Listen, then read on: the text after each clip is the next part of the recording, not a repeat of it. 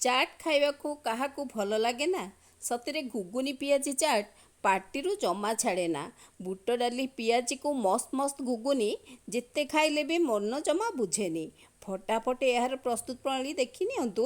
Like comment share subscribe କରିଦିଅନ୍ତୁ। ଆଜି friends ଘୁଗୁନି ପିଆଜି ଚାଟ୍ ପ୍ରସ୍ତୁତ କରୁଛି। ପ୍ରଥମତଃ ମୁଁ ଘୁଗୁନି କରିଦେଉଛି, ସେଥିଲାଗି ମଟର ମୁଁ 4 ଘଣ୍ଟା ବତୁରେଇ ଦେଇଛି।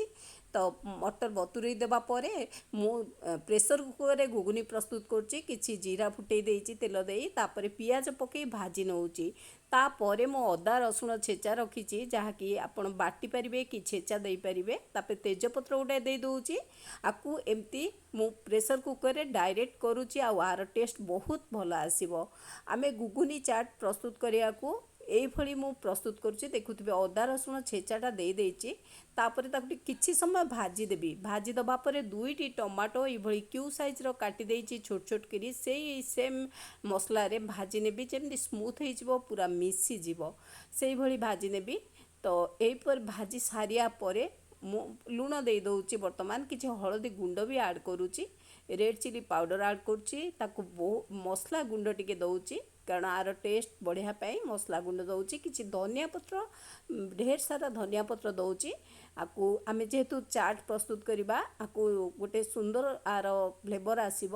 ତାପରେ ପାଣି ଦେଇ ଦେଉଛି। ପାଣି ଫୁଟିଲା ପରେ ହିଁ ଆମେ ମଟର ଆଡ଼୍ କରିବା। ଦେଖନ୍ତୁ ମୁଁ ମଟର ଟିକେ ସବୁ ଦେଇ ଦେଉଛି। ପ୍ରାୟ 150 ଗ୍ରାମ ମୁଁ ମଟର ବତୁରେଇ ଦେଇଥିଲି, ତାକୁ ଦେଇ ଦେଉଛି। ତାପରେ ତାକୁ ଟିକେ ଗୋଳେଇ ଦେବା।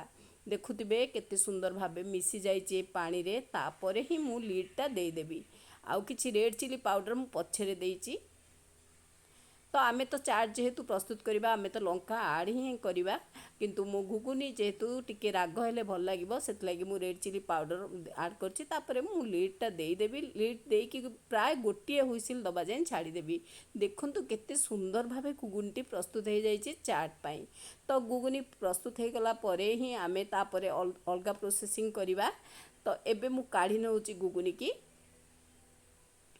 କେତେ ବହୁତ ସୁନ୍ଦର ଗୋଟି ଗୋଟିକିଆ ହେଇକିରି ଘୁଗୁନିଟି ଆମର ପ୍ରସ୍ତୁତ ହେଇଛି, ରସାଳିଆ ହେଇଛି, ଆଉ ମସ୍ତ ମସ୍ତ ଘୁଗୁନି ହେଇଛି, ଯାହାକି ଆମର ଚାଟ୍ ପାଇଁ ଠିକ୍ ମାନେ ଯେମିତି ହେବା କଥା ହେଇଯାଇଛି। ତେଣୁକରି ମୁଁ ଏଇଟା ପ୍ରସ୍ତୁତ କରିସାରିଲା ପରେ ମୁଁ ପିଆଜି ପ୍ରସ୍ତୁତ କରିବି। ତେଣୁକରି ଦେଖନ୍ତୁ ବୁଟ ଡାଲି ପ୍ରାୟ ଗୋଟେ କପ୍, ବଡ଼ କପ୍ ବୁଟ ଡାଲି ବତୁରେଇ ଦେଇଥିଲି, ପ୍ରାୟ 2-3 ଘଣ୍ଟା ବତୁରେଇ ଦେଇଥିଲି। ତ ଏଇଭଳି ଫୁଲା ଫୁଲା ହେଇଯାଇଛି। ଏଠି ରସୁଣ, ଅଦା, ଜିରା, ଶୁଖିଲା ଲଙ୍କା 2ଟି ଦେଇଛି। ଦେଖୁଥିବେ ଆକୁ ସବୁ ଏକାଠି ବାଟିବି, ଗ୍ରାଇଣ୍ଡିଙ୍ଗ କରିବି। ମୁଁ ବୁଟ ଡାଲିରେ ହିଁ କରୁଛି ପିଆଜିଟା। କେବେ ମୁଁ ପିଆଜି ଯେବେ ବି ପ୍ରସ୍ତୁତ କରେ ବୁଟ ଡାଲିରେ ପ୍ରସ୍ତୁତ କରେ। ସ୍ପେଶାଲି ଏଇ ଯେଉଁ ଚାଟ୍ ପ୍ରସ୍ତୁତ କରିବା, ଏଥିରେ ବୁଟ ଡାଲିରେ କଲେ ଭଲ ଲାଗିବ। ଟିକେ ଟିକେ ରହିଥିବ, ମାନେ ଖଣ୍ଡ ଅଂଶ ଥିବ ତା ଦେହରେ, ପୁରା ବି ସ୍ମୁଥ୍ ଆମେ କରିବାନି ବଟାଣିଟା। ତାପରେ ହିଁ ଆମେ ତାକୁ ଏଇଭଳି ହେଇଯାଇଛି। ତାପରେ ତାର ଅଲଗା ପ୍ରୋସେସିଂ କରିବା। ଗୋଟେ ବଡ଼ ଜାଗାରେ ମୁଁ ଆଗ ପିଆଜ ନେଉଛି, ନା ପିଆଜି, ତେଣୁକରି ପିଆଜଟା ଟିକେ କ୍ୱାଣ୍ଟିଟି ଆମର ଅଧିକ ଦିଆହେବ। ମୁଁ 2-3ଟି ପିଆଜ କାଟି ଦେଇଛି ଏମିତି। ତା ଦିହରେ ବଟାଣିଟା ଦେଇ ଦେଉଛି, ଯେଉଁଟା ବୁଟ ଡାଲି ବଟାଣିଟା ଦେଇ ଦେଉଛି। ଦବା ପରେ ମୁଁ ଅଲଗା ସବୁ ଇନଗ୍ରିଡ଼ିଏଣ୍ଟ ଆଡ଼୍ କରିବି। ପ୍ରଥମତଃ ଲୁଣ ଦେଇ ଦେଉଛି। ତାପରେ ଦେଖନ୍ତୁ ମୁଁ ଆଉ ଟିକେ ବେସନ ତା ଦେହରେ ଦେଇଛି, ବାଇଣ୍ଡିଙ୍ଗ କରିବାକୁ ସୁବିଧା ହେବ। ତାପରେ ନିହାତି ବେସନ ଦେବେ। ତାପରେ ହଳଦୀ ଗୁଣ୍ଡ ଟିକେ ଦେଉଛି। ତ ଧନିଆ ପତ୍ର, ଏଥିରେ ବି ଢେର ସାରା ଧନିଆ ପତ୍ର ଦେଉଛି। ଲଙ୍କା ଦେଉଛି, ଗ୍ରୀନ୍ ଚିଲି ଦେଉଛି। ଆ ଦେହରେ ଲଙ୍କାଟା ବହୁତ, ଗ୍ରୀନ୍ ଚିଲିର ଫ୍ଲେଭରଟା ବହୁତ ଭଲ ଆସେ। ସେଥିଲାଗି ମୁଁ ଯେବେ ବି ପିଆଜି ପ୍ରସ୍ତୁତ କରେ ଗ୍ରୀନ୍ ଚିଲି ଦିଏ ବା କଞ୍ଚା ଲଙ୍କା ଦିଏ। ଦେଖନ୍ତୁ ଆକୁ ଏମିତି ହେବା ପରେ ମୁଁ ତାକୁ କିଛି ସମୟ ଘୋଡ଼େଇକି ରଖିଦେବି। ଏମିତି କଭର୍ କରିକି କିଛି ସମୟ ରଖିଦେବି। ଏଇ ସମୟ ଭିତରେ ମୁଁ ତେଲ ବସେଇବି, ତେଲଟା ଗରମ କରିବି, ତାପରେ ପ୍ରୋସେସିଂ କରିବି। ହଁ ଫ୍ରେଣ୍ଡସ୍, ମୁଁ ତେଲ ବସେଇ ଦେଇଛି, ଆଉ ତେଲ ହିଁ ଗରମ ହେଇଯାଇଛି। ପୁରା ତେଲ ଗରମ ହେବ, ତାପରେ ଆମେ ଏଇଟାକୁ ଦେବା। ଆକୁ ଗୋଟେ ରାଉଣ୍ଡ ରାଉଣ୍ଡ କରିଦେଇଛି। କେତେ ସୁନ୍ଦର ଭାବେ ଗଢ଼ି ହେଇଯିବ ବି ଏଇଟା। ଦେଖନ୍ତୁ କେତେ ସୁନ୍ଦର, ଆଉ ଜମା ଗୋଟେ ଗୋଟେ ପିଆଜି ଫାଟିଯାଏ, ଏଇଟା କେବେ ବି ଫାଟିବନି। ଏଇ ପ୍ରୋସେସରେ କଲେ ପିଆଜି କେବେ ବି ଫାଟିବନି। ଯେବେ ବି କରିବେ ଏମିତି ଟିପ୍ସ ଇଏ କରିବେ, ପିଆଜି ଗୋଟିକିଆ ହେଇକି ବାହାରିବ। ଏଇଟା ଆମେ ଗୋଟେ ସାଇଡ଼ରେ ଦେଇ ଦେଇଛି। ଏଇଟା ଗୋଟେ ସାଇଡ଼ ହେଇସାରିଲା ପରେ ଆମେ ପଲଟେଇବା ଅଦର ସାଇଡ଼କୁ। ତାକୁ କିଛି ସମୟ, ଆଉ ଗ୍ୟାସ୍ର ଫ୍ଲେମ୍ଟା କେବେ ହାଇ କରିବେନି, ହାଇ କଲେ ଫାଟିଯିବ ପିଆଜିଟା। ତେଣୁକରି ପୁରା ଲୋ ଫ୍ଲେମ୍ କିମ୍ବା ମିଡ଼ିୟମ୍ରେ ଆକୁ ଆମେ ଛାଣିବା। ମୁଁ ଏମିତି ସବୁ ଦେଇ ଦେଇଛି। ତାପରେ କିଛି ସମୟ ଛାଡ଼ିଦେବା। सी तल साइडटा हो सारा पर आम ताको पलटेबा अति शीघ्र भी प्रस्तुत हो। देखो तल साइडटा हो गला केते सुंदर कलरटा आसी पूरा रेडिश कलर आसी दुई साइड केते सुंदर भाव हो जाइए। तो मु एबे किछि समय पर आपको काढ़ी नेबी पूरा मस्त मस्त पियाज भी होइछि मुड़मुड़िया पियाज होइछि ताकू काढ़ी देबी। आमर चाट जो प्रस्तुत करी से एटा ठीक से हो जाइछि।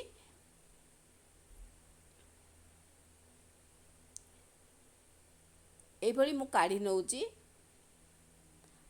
ये जो चाटटा आमको खरा दिन कौन शीत दिन कौन वर्षा दिन कौन सबू सीजन रे चाटटा भल लगे आमको। तो चाट खाया भल लगे ये चाटटा प्रस्तुत करूँ। देखो आर टेस्ट केमती आसीबो।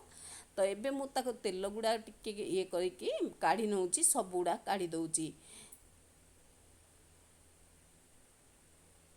देखो केते सुंदर भावे पियाजी हे आछि। तापरे मु अलगा गोटे आ गोटे सेट पकई देबी आ गोटे सेट दे दउछि।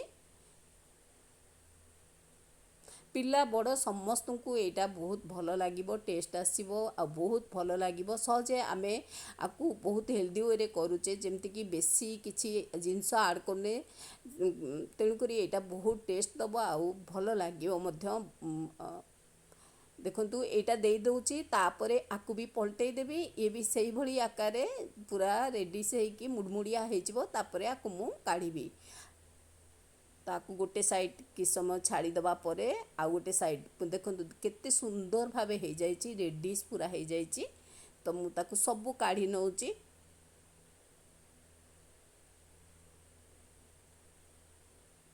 एभली छाणिले तेल गुड़ाक टिके बाहर जाए कारण तेल ऑयल फ्री तो भल नहीं देहपाई तेणुक आम आपको ये मु छाड़े चाहिए टिश्यू पेपर यूज करें तेल गुड़ाक बाहर जीवो।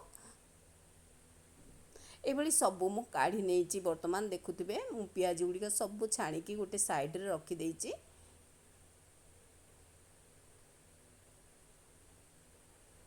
केते फटाफट भी यहाँ प्रस्तुत हो समय बेसी नबनी। एबे आमर पियाजी भी प्रस्तुत हो गला घुगुनी भी प्रस्तुत हो जापर आम प्रोसेसिंग करवा चाट पाई। देखो केते सुंदर भावे घुगुनी प्रस्तुत हो जाइए आउ पियाजी मध्य प्रस्तुत हो जाइए। आ प्रस्तुत पर मु ताकू चाट प्रस्तुत करी से गोटे प्लेट नेबी से मु चाट प्रस्तुत करी।